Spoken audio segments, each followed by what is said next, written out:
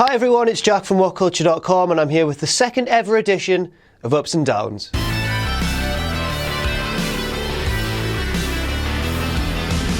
Now, if you watched last week's show, you'll know that this is based on a weekly article which the brilliant Scott Carlson writes over at WhatCulture.com. It's always well worth checking out and you can find that in the description.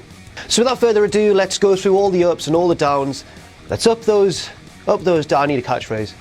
First of all, the pre-show match between Baron Corbin and Dolph Ziggler, and this was under no DQ rules, which you may have thought meant that Baron was going to be put over as a monster. He'd be hitting Ziggler with chairs, he'd be slamming him through tables. Certainly not.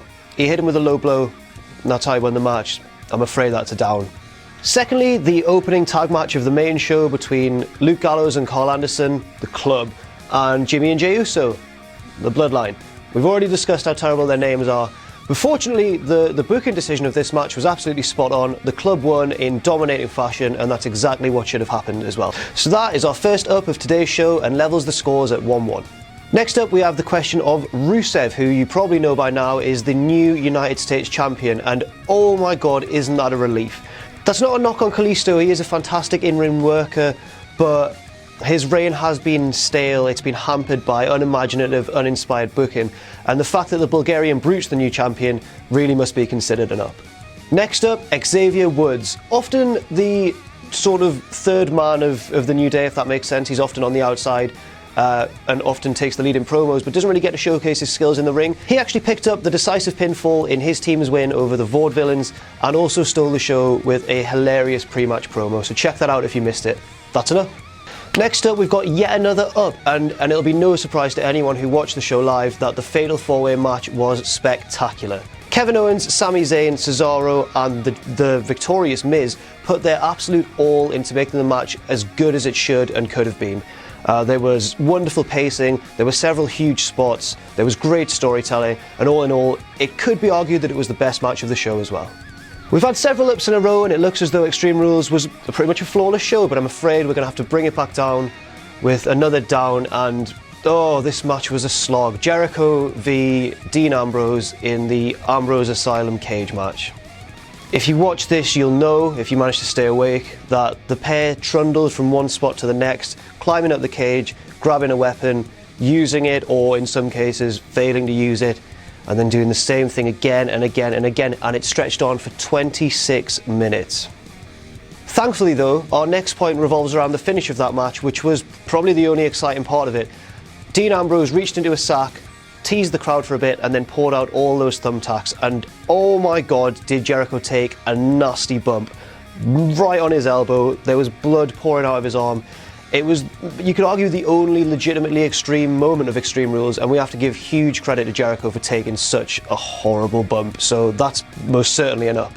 Now we come to the Women's Championship match, and it was kind of underwhelming, wasn't it? But the biggest reason this is a down is the fact that Dana Brooke's interference made very, very little sense. We know that Dana's been filling in for Emma as the secondary heel on the main roster since the Australian's injury, but there's been no logical reason really for Dana to get involved with the Flares. Hopefully there's time for this to be ironed out on tonight's Monday Night Raw, but for now I'm afraid that is a negative point of the show. And finally we get to the last match of the show, Roman Reigns v AJ Styles, and it should come as no surprise that this was a fantastic match because we all know how phenomenal AJ can be, and Roman's really upped his game recently too, so none of us were too surprised to see the match deliver, but I think a few of us were surprised to see it deliver as much as it did. There were some wicked announce table spots, there were a lot of false finishes that had us almost thinking that AJ was going to win. That's all an up, put that there. But then, of course, the predictable thing happened, and I'm afraid it is a down. Roman Reigns hit AJ with a single spear and won.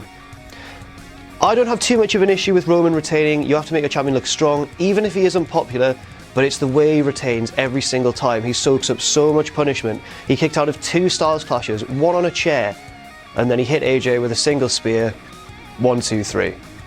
But finally, just when it looked like all was lost and Extreme Rules was going to have an unjustifiably negative ending, oh, it happened. CrossFit Jesus is back again. Seth Rollins came out of nowhere. And credit to Kevin Dunn, who I've never been the biggest fan of, but the way he shot that was actually very effective because you saw the crowd lose their minds first.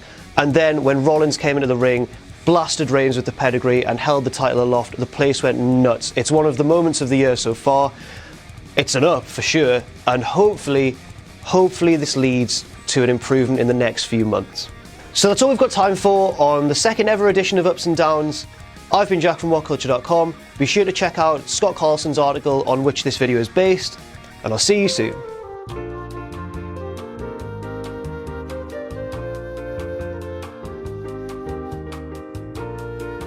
WhatCulture.com are releasing a new magazine about wrestling, and it's called Wrestling. It'll have 140 pages of timeless wrestling content, including a brand new How WWE Should Have Booked written by this virulent son of a bitch. It will also have a list of the 100 best wrestling matches of all time compiled by WhatCulture staff and wrestling insiders. So the magazine is available to pre-order now. Follow the link in the description and enjoy WhatCulture.com's Wrestling.